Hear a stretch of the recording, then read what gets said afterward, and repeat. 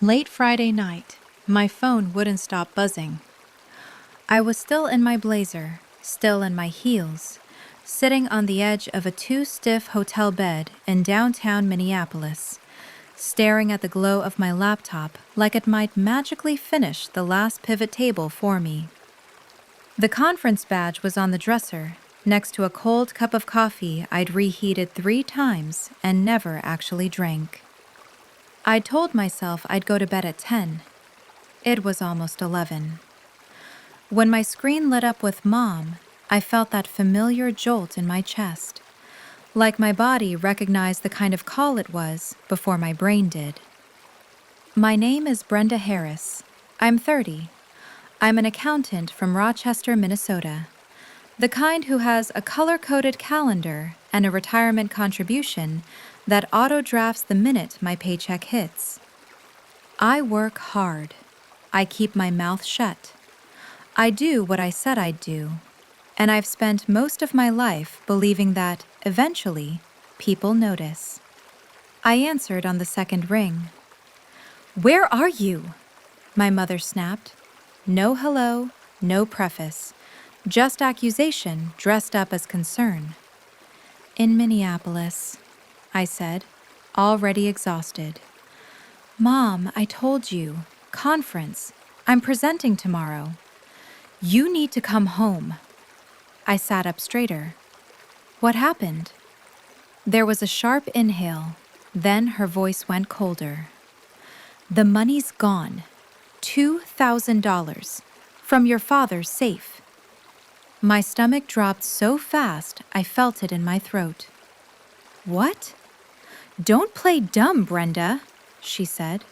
"Your father says you took it." I blinked hard, like clearing my eyes would clear the sentence. I haven't been home in days." "You knew the code," she shot back, like that was the whole trial, like that was the only fact that mattered.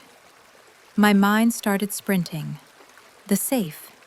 My dad kept it in his home office, behind that framed photo of him and my brother at some high school banquet.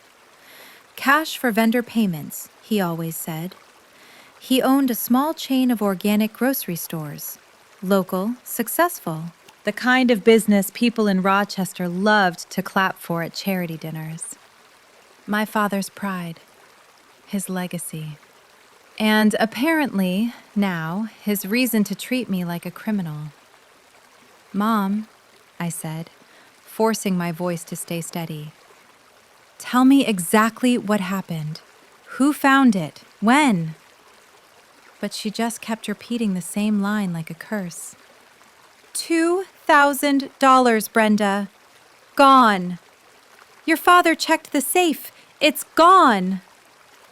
"Did you call the police?" I asked.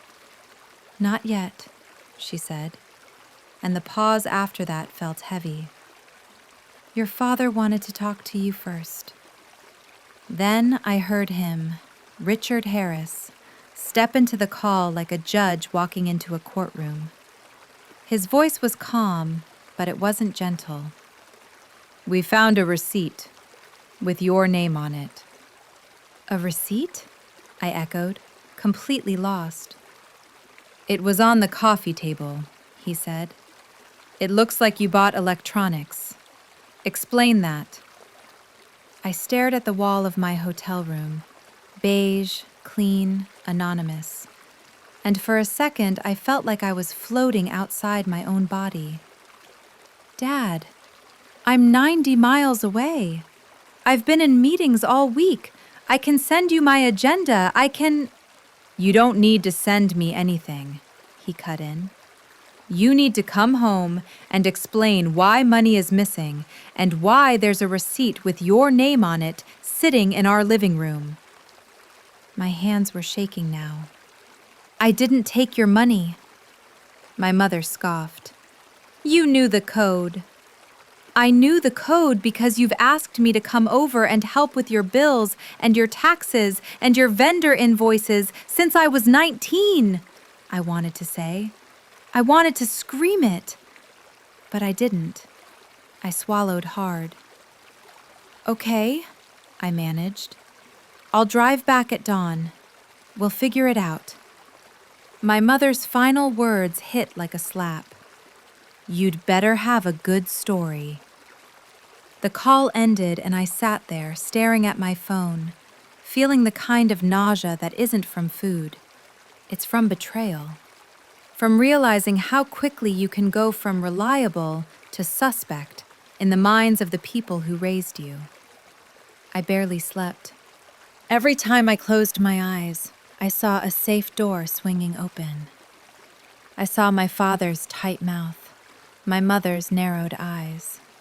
And behind them, like an image my brain refused to ignore, I saw my younger brother, Caleb Harris, the golden child, the one whose mistakes were always stress, the one whose needs were always important, the one whose future was always something the rest of us were expected to finance.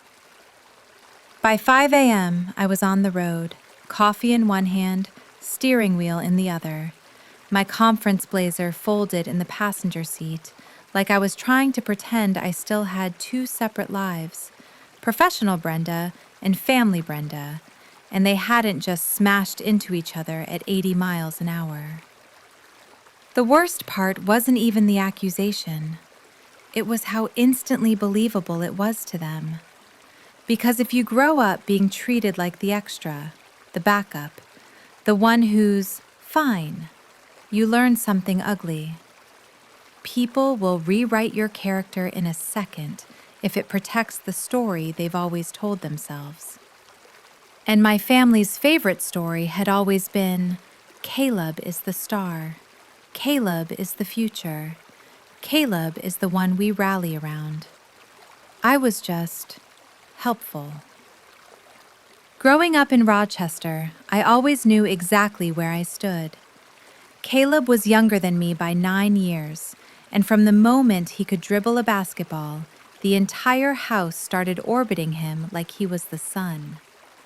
He was tall early, charming in that boyish way, and he had this confidence that made adults laugh and slap his shoulder and say things like, "This kid's going places." My parents treated every compliment like a stock investment. My dad never missed a game, not once. I can still see him in those folding bleachers, yelling like it was the NBA Finals, like scouts were hiding behind the concession stand. My mother organized fundraisers, made team banners, baked enough cookies to feed a small army. She'd glow when Caleb walked into a room in his jersey. Me? I was the quiet one. I brought home honor roll certificates. I won a state fair science award my freshman year. I stayed up late perfecting a project, then ran into the kitchen the next morning, breathless, ready to show them. Mom didn't even look up from packing Caleb's gym bag. "We'll look at it later, Brenda." Later never came. My high school graduation ceremony got canceled for them because Caleb had a playoff game that same day. I stood in my cap and gown, scanning the crowd like an idiot, waiting for them to appear. They didn't. Dad's excuse afterward was blunt. "Your brother's got a shot at a scholarship. You'll understand." I didn't. I just learned not to argue. By junior year, I was working part-time at a bookstore, saving for college. I earned my spot at the University of Minnesota. I paid my own way, tuition, books, everything, because my parents said they had to focus on Caleb's opportunities. Caleb got new sneakers, custom jerseys, private coaching. They called it an investment. The one time I tried to name what it really was, favoritism, my mother snapped at me at the dinner table. "Caleb's carrying our family's name in this town," she said, like that was a sacred duty. "Don't be selfish," my father added, without even looking up from his phone. It didn't stop when I grew up. It just changed clothes. When I became an accountant and moved into my own apartment, I thought I'd escaped the shadow. I thought adulthood would be a reset button. You build your own life, you set your own rules. But family has a way of reaching through time and grabbing you by the wrist when you least expect it. By the time I was 30, I'd built a routine that looked stable from the outside. Good job, solid savings, a neat little apartment in Rochester that I kept clean like a quiet form of control, and a goal I'd been working toward like it was the finish line of my own private marathon: buying my first place. Not a mansion, not a statement, just a one-bedroom condo near downtown. Something that would be mine, truly mine, after years of feeling like I was always borrowing space in other people's lives. I was proud of that dream. And because I was proud, I told my family about it one Sunday at dinner last summer, thinking, naively, that maybe they'd be proud too. I should have known better. It was June, sticky heat, the kind of night where you can smell someone's grill 2 houses down. We'd eaten my mom's pot roast, and the table was cluttered with paper napkins and Caleb's loud laugh. Caleb was 21 then, still riding the glow of his high school days like they'd happened yesterday. He'd played a little college ball, but nothing had turned into what my parents imagined. He didn't like to talk about that part. He liked to talk about what he could have been if the coaches were fair, if his knee hadn't acted up, if he'd had better shoes, better training, better people around him, better everything. After dinner, he cornered me in the hallway near the bathroom, like a debt collector pretending to be casual. "Hey," he said, leaning his shoulder against the wall. "I need a few $100. I stared at him. "For what?" "New basketball shoes," he said like it was obvious. "Limited edition, game changers for the season." I blinked. "Caleb, I can't." His eyebrows lifted in this exaggerated, offended way. "Seriously?"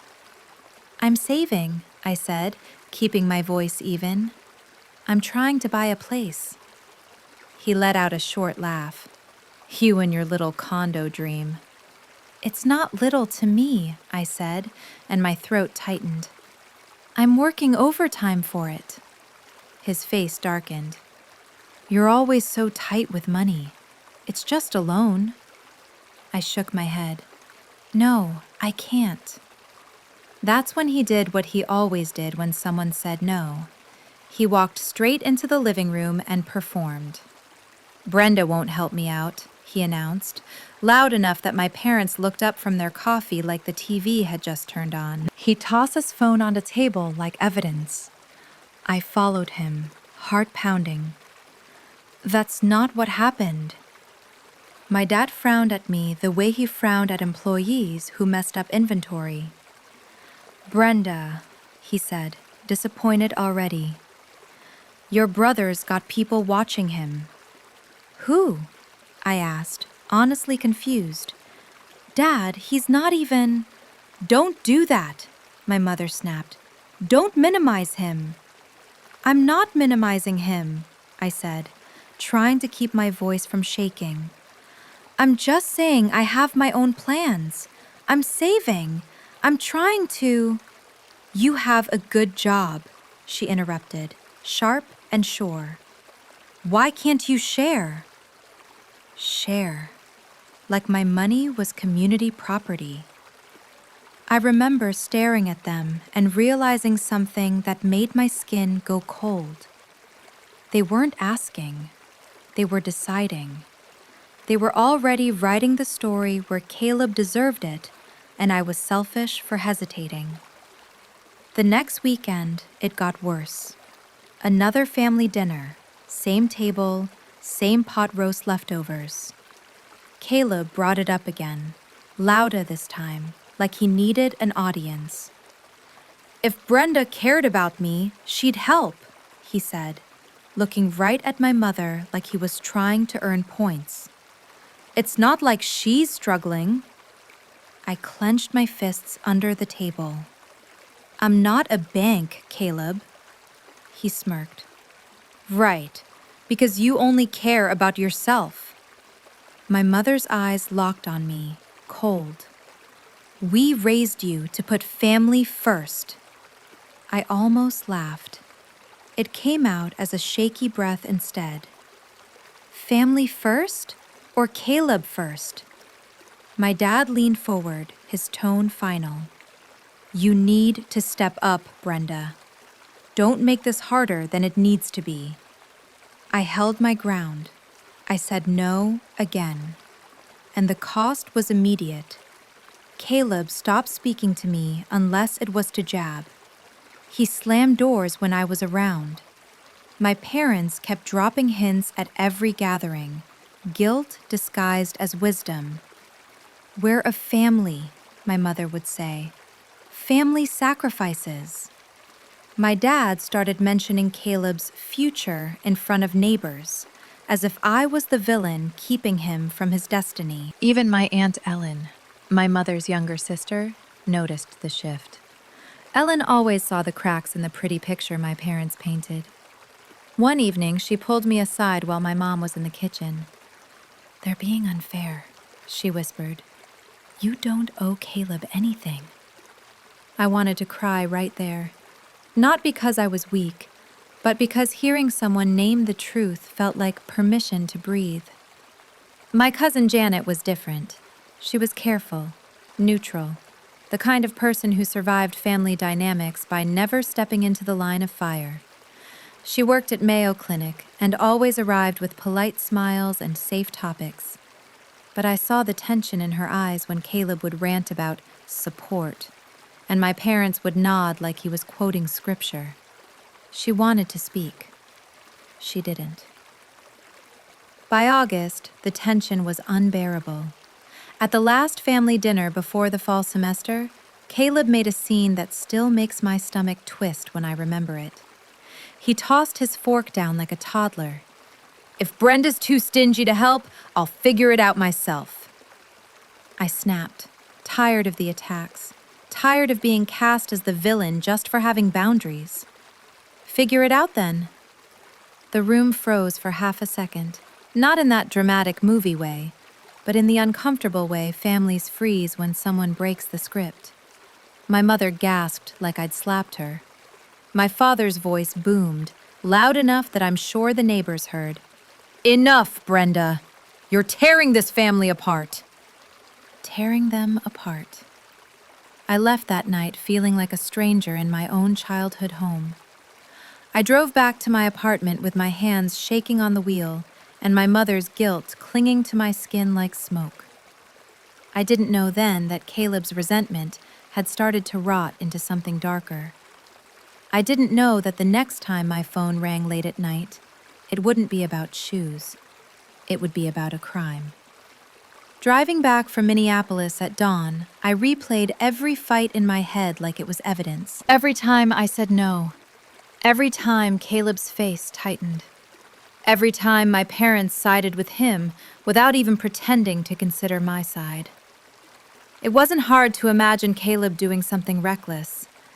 It was harder to imagine him doing something cruel. Because there's reckless, and then there's calculated. There's taking, and then there's framing someone else so you don't have to face consequences.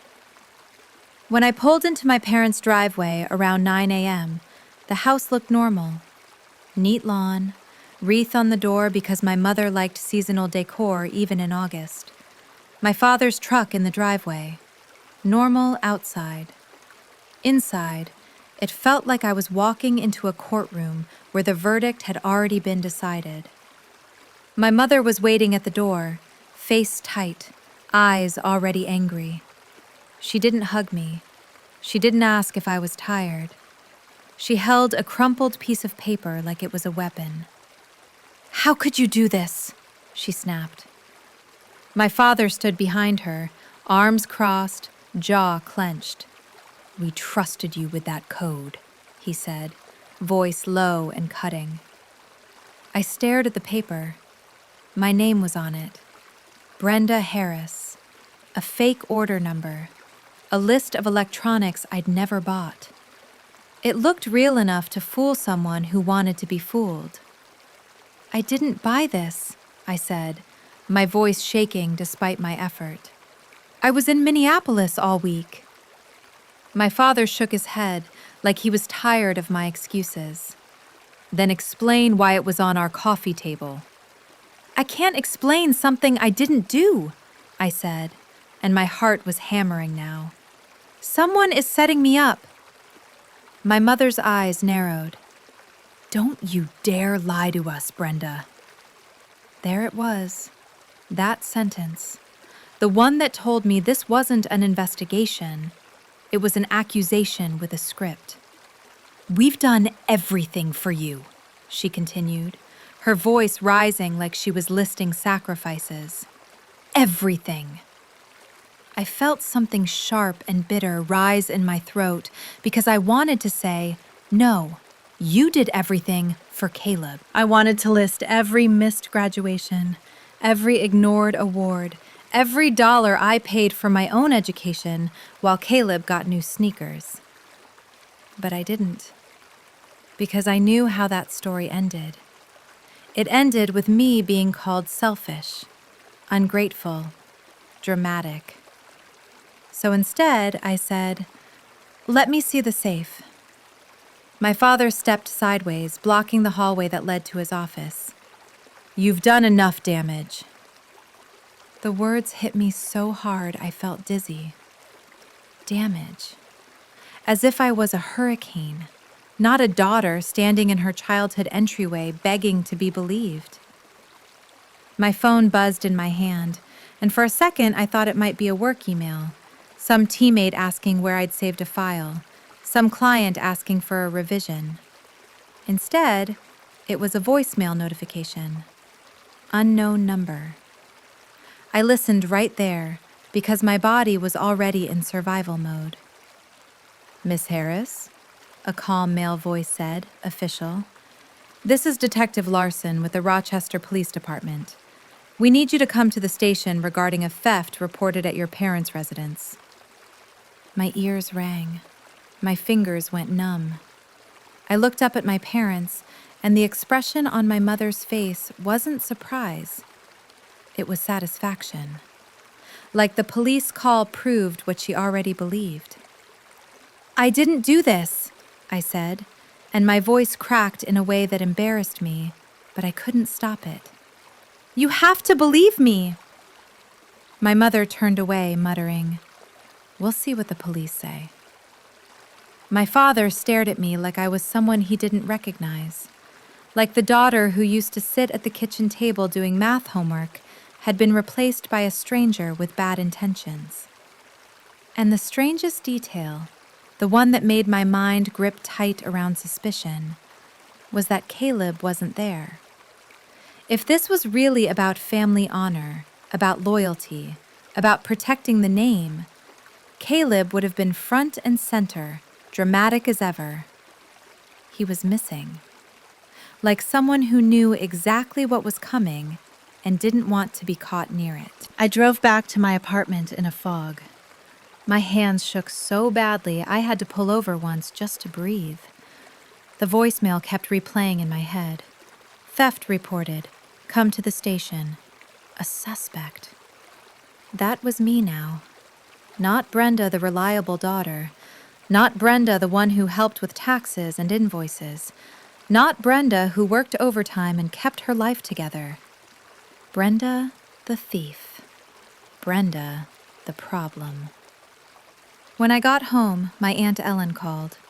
Her voice was steady in that way that made me feel, for the first time all day, like the ground might hold me. "Brenda," she said, "something's off. Stay strong." I swallowed hard. They think I did it. "I know," she said, and her tone sharpened. "And they're wrong." I wanted to ask her how she could be so sure when my own parents weren't, but I didn't have to. Ellen had been watching my family dynamics for years. She'd seen how my parents bent reality around Caleb like he was the center of the universe. That afternoon, I sat on my couch staring at the fake receipt photo I'd taken on my phone, zooming in like I could find a crack in the lie. The delivery address wasn't mine. The date looked wrong. The retailer was one I'd never used. But logic doesn't matter when people are emotional. And my family didn't want logic. They wanted a scapegoat. Saturday evening, my father called again. This time, his voice wasn't just cold. It was threatening. "If you don't own up to this," he said, "you're out." "Out?" I repeated, confused. "Out of the will," he said, like he was discussing a business contract. "No inheritance, no share of anything. You want to act like you're not part of this family? Then fine. You won't be." My chest tightened. The grocery stores, the business he bragged about, the legacy he always talked about. He was dangling it like bait, like I'd confessed to something I didn't do just to keep a spot in a future I'd never been sure I even wanted. "Dad," I said, forcing myself to breathe, "I didn't take the money." My mother jumped on the line, her voice trembling in a way that sounded like tears, but felt like performance. "Brenda, you're ruining Caleb's future." There it was again. Caleb. Always Caleb. "He's got people watching him," she continued. "If this gets out, if the police start asking questions, do you realize what this will do to him? To our name?" I stared at my wall, my heart beating hard. "So you want me to confess?" A pause. And then my father, sharp. "We want you to stop making this worse." Stop making it worse. As if the theft and the framing were weather events I'd caused by existing. I ended the call, and for the first time in my life, I understood something with absolute clarity.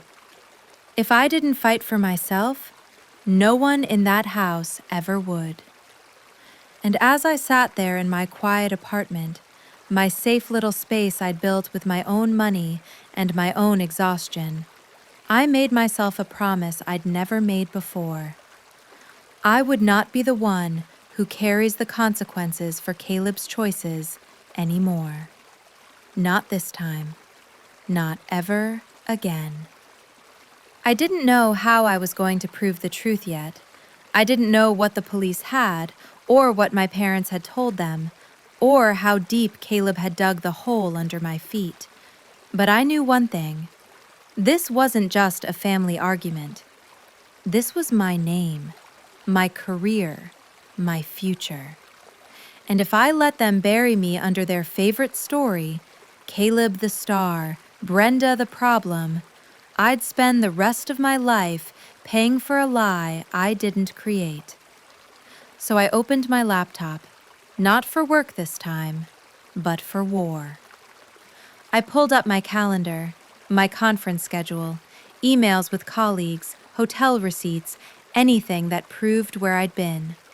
Then I scrolled through my phone records and saved every voicemail my mother left, every guilt-drenched message, every subtle threat, every line where she tried to twist the story into something that protected Caleb. Because if my family wanted to play the game of evidence, I could play too. I had spent years being underestimated. And now, they had handed me the exact kind of problem I knew how to solve. A trail, a timeline, a pattern. And somewhere inside that pattern, the truth was hiding. Ugly, deliberate, and closer to home than my parents were willing to admit. By Sunday morning, the word suspect had settled into my body like a bruise. Not dramatic, not loud, just sore everywhere I moved. I woke up before my alarm, heart racing, my first instinct being to check my phone, not for work emails, but for damage. More voicemails, more accusations, More attempts to rewrite reality before I even got a chance to speak. There were 6 missed calls from my mother, 3 texts from my father, none from Caleb. That silence mattered. I lay there staring at the ceiling of my apartment, noticing details I'd never paid attention to before. The faint water stain near the vent, the hum of the fridge, the way the morning light cut across my couch. This place had always been my refuge, the one space where no one demanded anything from me. And suddenly, it felt fragile, like it could be taken away if this went wrong. I showered, dressed, and moved through my morning on autopilot. My hands shook when I poured coffee. I forced myself to eat a piece of toast because I knew I'd need the energy. I packed a folder, printed hotel receipts, my conference itinerary, email confirmations, anything that proved I wasn't in Rochester when the money disappeared. I was supposed to go to the police station Monday morning, but before that, my family decided to hold court without me. Around noon, my Aunt Ellen called again. Her voice was tight. "They're telling people, Brenda." My stomach dropped. Telling who? Neighbors, church friends, your dad's business partners? She exhaled sharply. "They're saying you're having money problems, that you've been stressed, that you might have made a mistake." A mistake. That was how they framed theft now. Not a crime, just a little slip from the daughter who couldn't manage her finances. I felt heat rise behind my eyes.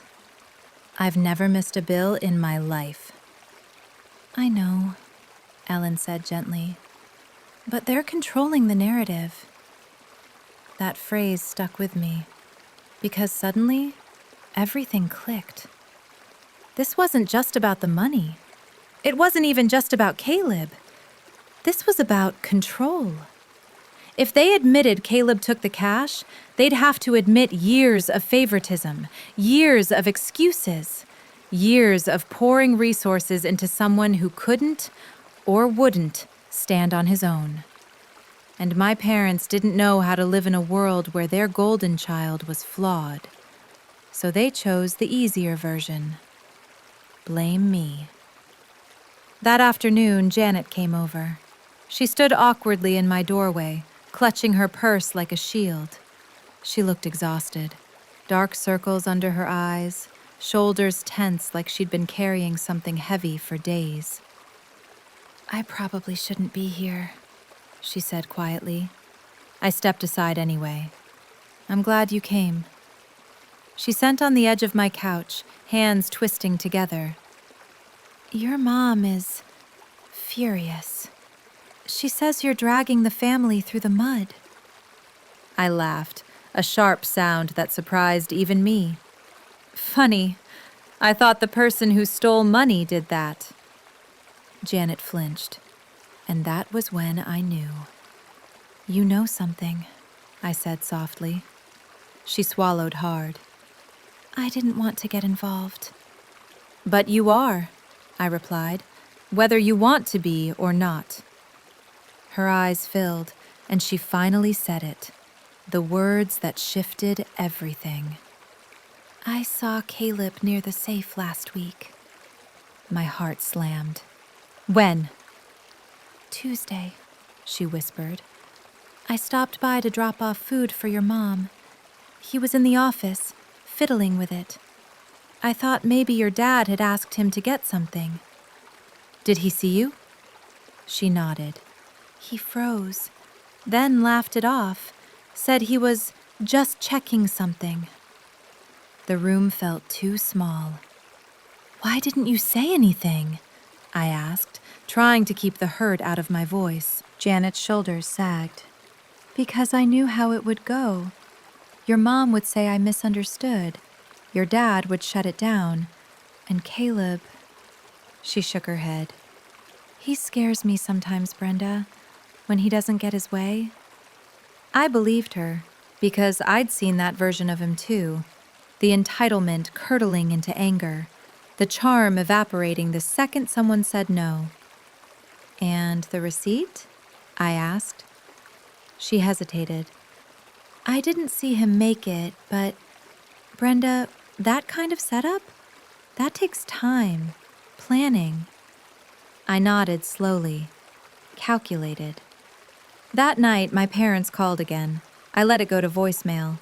My father's message was clipped, businesslike. "Brenda, this is your last chance to handle this privately." My mother's followed, full of tears and pressure. "Why are you doing this to us? To your brother?" Not once did they ask if I was okay. Not once did they ask if I was scared. I saved every message. Monday came faster than I was ready for. The police station smelled like disinfectant and old coffee. I sat across from Detective Larson, hands folded so tightly my knuckles hurt. He was polite, professional, but distant. That was worse than hostility. He slid the receipt across the table. "Your parents say this was found in their living room." "I've never seen it before Saturday," I said, "and I was out of town." He nodded. "We're verifying that." I handed him my documents, conference schedule, hotel receipts, emails time-stamped with Minneapolis IP addresses. "I didn't take the money," I said again, "but I think I know who did." His pen paused. "Your brother?" "Yes." Larson didn't react. He just wrote. "I also have a witness," I added. "My cousin saw him near the safe days before the theft." That got his attention. "Have her contact us," he said. When I left the station, my legs felt weak, but for the first time since Friday night, I felt something else, too. Momentum. Because lies collapse when enough light hits them. By Wednesday, my parents doubled down. My father called my workplace. Not to talk to me, to talk about me. My manager pulled me into her office, concern etched across her face. "Your father called. He said there might be legal issues?" I felt humiliation burn through my chest. "Did he say what kind?" She hesitated. "He implied theft." I closed my eyes. Of course he did. "I haven't done anything wrong," I said carefully. "The police are investigating." She nodded slowly. "I believe you, but HR may get involved." That was the breaking point. Because now, this wasn't just emotional damage. This was my career, my livelihood, the life I'd built brick by brick while everyone else poured into Caleb. That night, I sat alone on my couch, staring at the wall, replaying years of silence, every time I'd swallowed resentment to keep the peace. And I realized something brutal. Keeping the peace had only protected the people hurting me. So I stopped. I called Aunt Ellen. "I need help," I said. She didn't hesitate. "I know a lawyer." That was the moment the story shifted. Not from pain to relief, but from endurance to action. Because for the first time, I wasn't asking my family to choose me. I was choosing myself. And whatever came next, courtrooms, confrontations, consequences, I was done carrying their version of me. They wanted a villain. Fine. But I would be a villain with evidence. Calling a lawyer felt like crossing a line I'd been trained my entire life not to cross. In my family, lawyers were for other people, for messy people, for people who couldn't handle things privately. My parents believed family problems stayed inside the family, which really meant they stayed exactly where power already lived, with them. So when Aunt Ellen gave me Angela Reed's number, my hand hovered over my phone for a long time before I pressed call. Angela answered on the second ring. "Angela Reed." Her voice was calm, direct, no softness layered over it. It grounded me instantly. "My name is Brenda Harris," I said, my throat tight. "My Aunt Ellen gave me your number. I've been accused of stealing money from my parents." There was a pause. Not the uncomfortable kind, but the attentive kind. "Okay," she said. "Start from the beginning." So I did. I told her everything. The conference in Minneapolis, the missing cash, the fake receipt, the police call, the way my parents immediately believed I'd done it, the years of favoritism that made the accusation feel not just possible, but convenient. I told her about Caleb, about the fights over money, about Janet seeing him near the safe, about my father calling my workplace to imply I was a criminal. When I finished, my chest felt hollow, like I'd emptied myself out onto her desk through the phone. Angela didn't rush to fill the silence. Then she said, "They're not just accusing you. They're trying to coerce you." My stomach tightened. "How?" "Threats, inheritance, reputation, your job." Her tone sharpened. "That's pressure. And framing you with fabricated evidence? That's serious." I swallowed. "What do I do?" "You stop reacting," she said, "and you start documenting." That word again. Documenting. She told me exactly what to do, step by step, like she was handing me a rope out of deep water. "First, you don't speak to your parents or your brother without me," she said. "Not by phone, not by text, nothing." "But I mean it, Brenda," she interrupted. "Every conversation they have with you right now is designed to trap you emotionally or legally." I nodded even though she couldn't see me.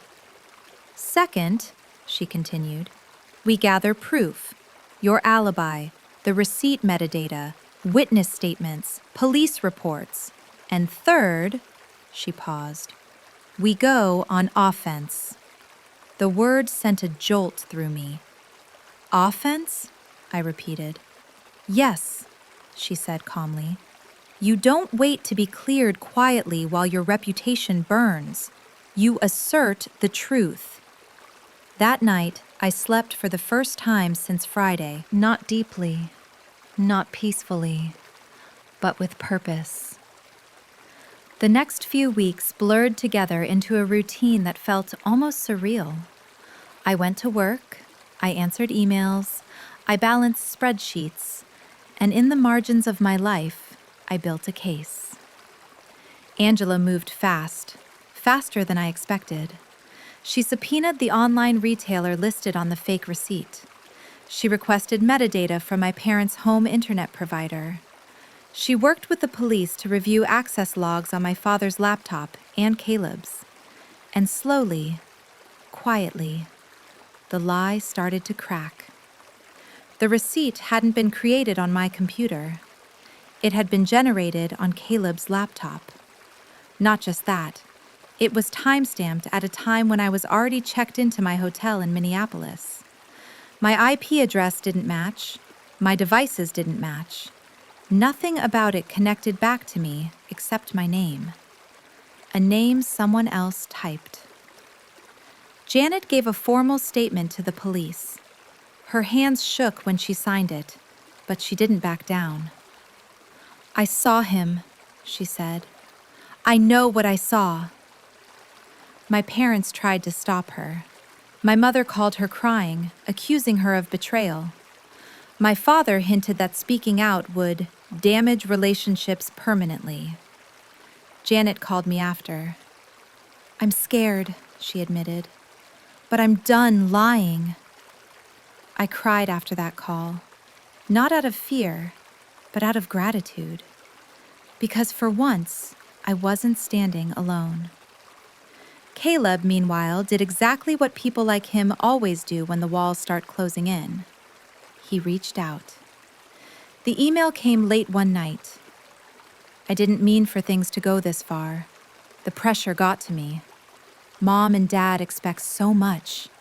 I just needed help. I'm sorry. I stared at the screen, my jaw tight. Not, I framed you. Not, I lied. Just pressure, expectation, excuses.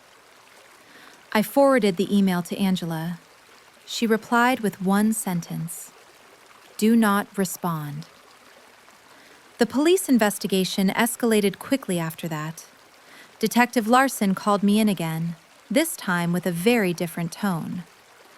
"We've identified inconsistencies," he said. "Your brother and another individual, Nathan Brooks, are now persons of interest." Nathan. Caleb's shadow. His high school buddy. The guy who always laughed too hard and followed too closely. The one who never had money, but always had opinions. They'd done it together. The realization didn't hurt as much as I expected. It just confirmed what I already knew. People who feel entitled rarely act alone.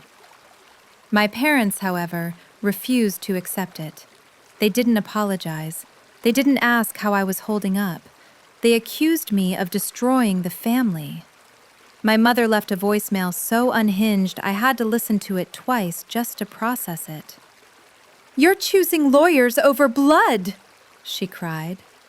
"You're humiliating us. You're ruining Caleb's life." I saved it. Angela listened to every voicemail, read every text, reviewed every attempt my parents made to pressure me. "This is coercion," she said, "plain and simple." By the time the case moved forward, I wasn't shaking anymore. I was focused. The lawsuit Angela filed wasn't dramatic. It wasn't vengeful. It was precise. Theft, defamation, intentional infliction of emotional distress. Each word felt heavy, final.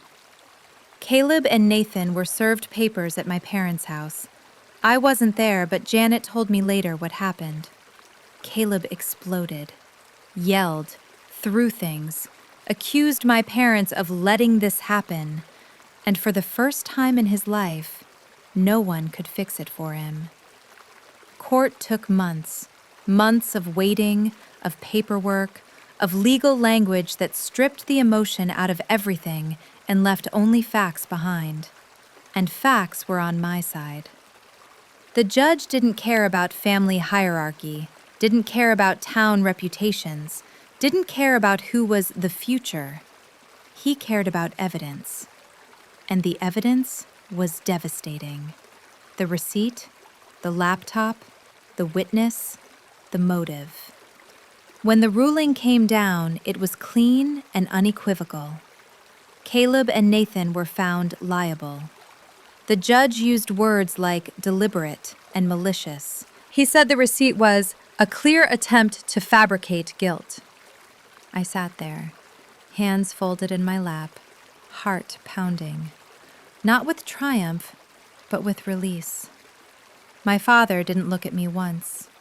My mother cried, not for me, but for the version of reality she'd lost. The fallout was immediate. My father was fined for attempting to influence the investigation. His business reputation took a hit. People talked. Customers noticed. The town he'd worked so hard to impress suddenly felt smaller. My parents called after the ruling. My mother's voice was hollow. "I hope you're happy." I ended the call without answering. That night, I packed a box. Just one. Not everything. Just the things that mattered. Because I knew what came next. Not reconciliation. Not forgiveness. Distance. Freedom. And the quiet rebuilding of a life that no longer required me to shrink. I thought winning would feel louder. I thought there would be some cinematic moment where I walked out of the courthouse lighter, vindicated, finally seen. Instead, it felt quiet, like the air after a storm has passed and you're left surveying the damage, trying to understand what's still standing and what's gone for good. The ruling was final, the evidence undeniable, the truth official. And yet, when I got into my car that afternoon, my hands were shaking, not from fear, not from adrenaline, but from the weight of everything that had led me there. I wasn't grieving the loss of a case. I was grieving the loss of a family I'd spent 30 years trying to earn a place in. My parents didn't apologize. Not really.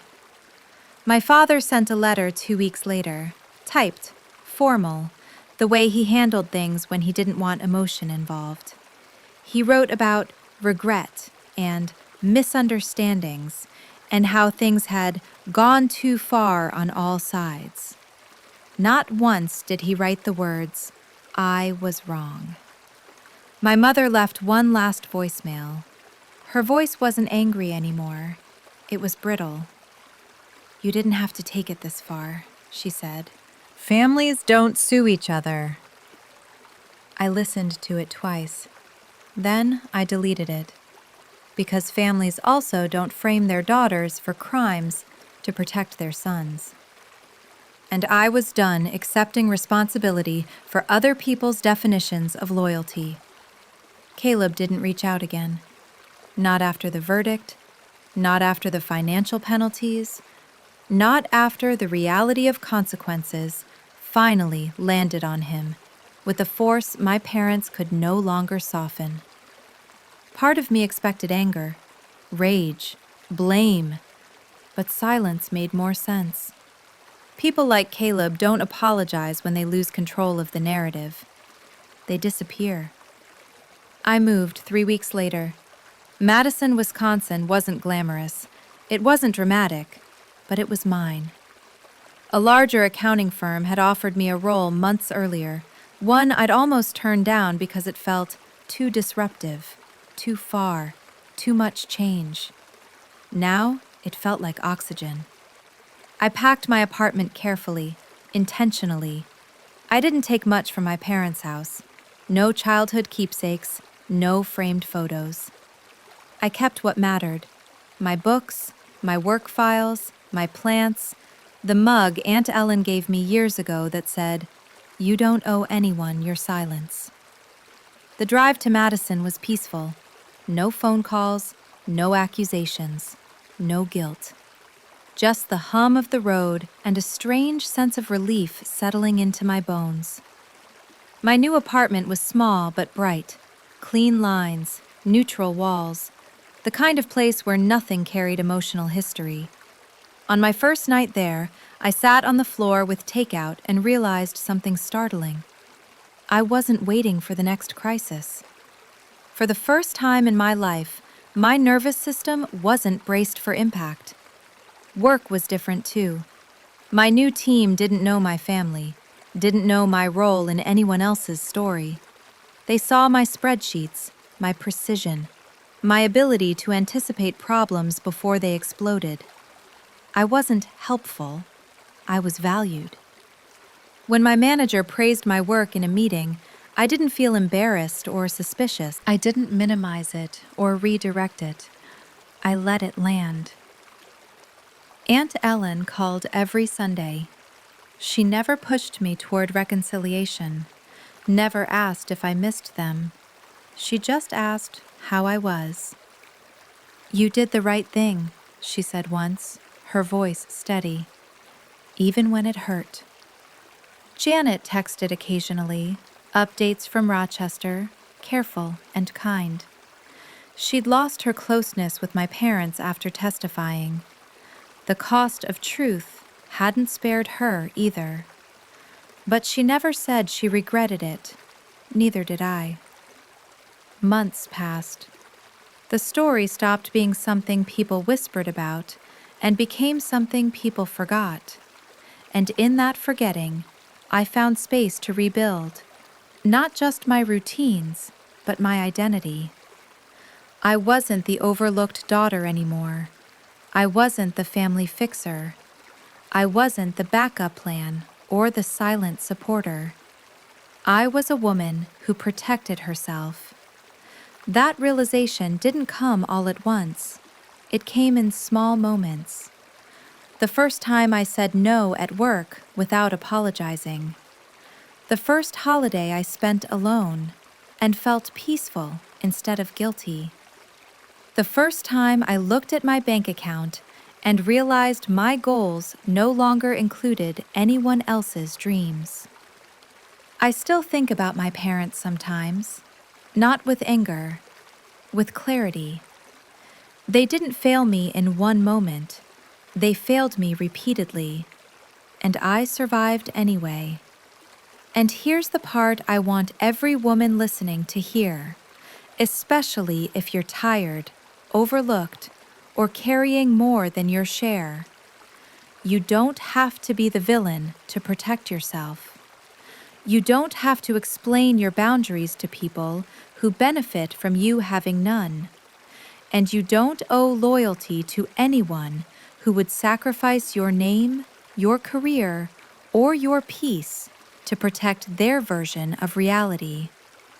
Standing up for myself didn't make me cold, it made me free. If you're watching this and recognizing yourself in my story, if you're the reliable one, the quiet one, the one who's always expected to understand, let me tell you something I wish I'd learned sooner. Your worth was never dependent on how much you could endure. Sometimes the bravest thing you can do isn't fixing the family. It's choosing yourself and walking away without looking back.